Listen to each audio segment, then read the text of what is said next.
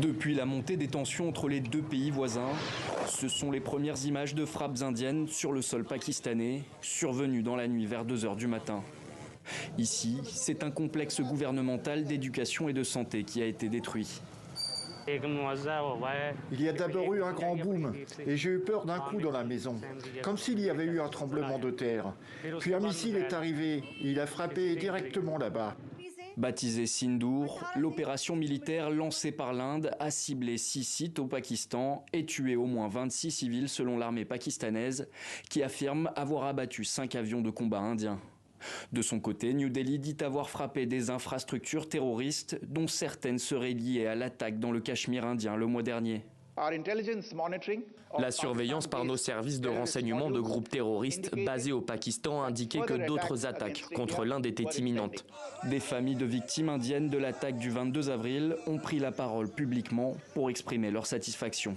Nous sommes heureux que la mort des 26 personnes ainsi que celle de mon fils ait été vengée aujourd'hui.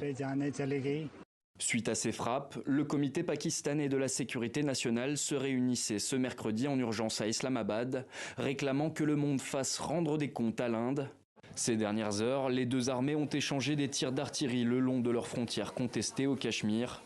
L'Inde a fait état d'au moins 12 morts et 38 blessés à Baramulla et Poonch, localité du Cachemire sous administration indienne.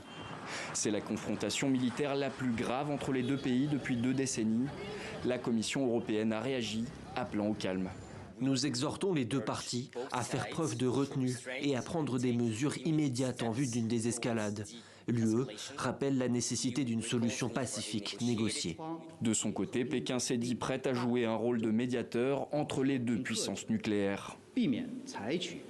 Nous sommes prêts à collaborer avec la communauté internationale et à continuer à jouer un rôle constructif dans l'apaisement des tensions actuelles.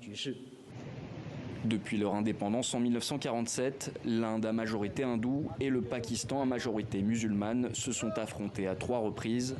2 de ces guerres ont porté sur le Cachemire, une région à majorité musulmane que les deux pays revendiquent.